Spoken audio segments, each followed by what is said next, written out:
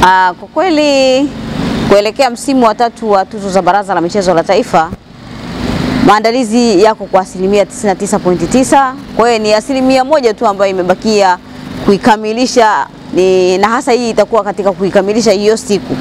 Wito wetu kwa wale wote ambao wanajua wana kadi, basi wafike mapema saa 12 tu wameshafika pale, ili tulifanye jambo letu mapema na tuweze kuwahi kufika nyumbani kama tunavyojua kwamba ni siku ya Jumapili, ili tuwahi tena kwenye maandalizi ya siku ya Jumatatu kuanza kwenye kazi.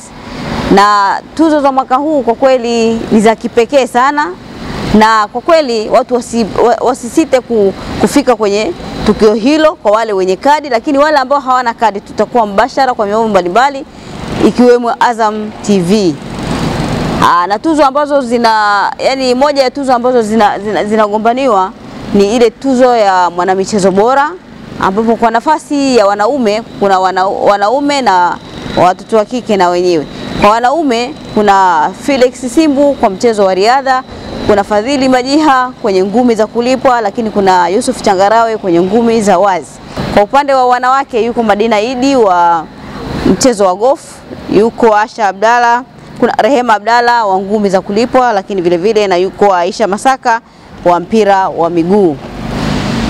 Kwa hiyo zipo nafasi nyingi ambazo zinagombaniwa, zipo zile za wa vijana kutoka mashuleni, lakini zipo za vijana wa under 17. Kwa hiyo zipo nafasi mbalimbali, lakini vile vile zipo za waandishi bora wa kike na wa kiume.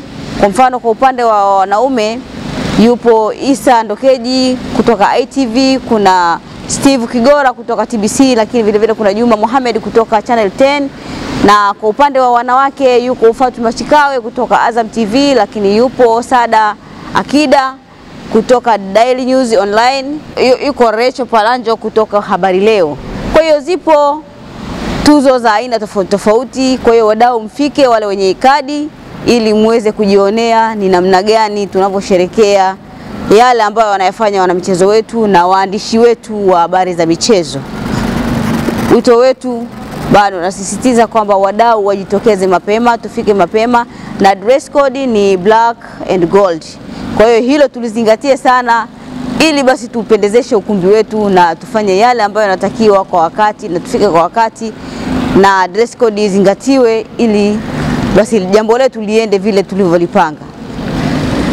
Na wito wetu kwanza, mgeni rasmi katika tuzo hizo ni Mheshimiwa Kassim Majaliwa, Waziri Mkuu wa Jamhuri ya Muungano wa Tanzania.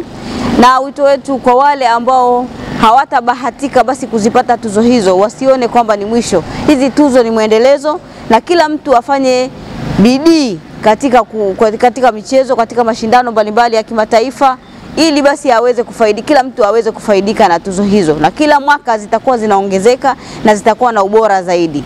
Kwa hiyo kila mtu aone ile nia na awe na uchungu wa kuipata hiyo tuzo basi.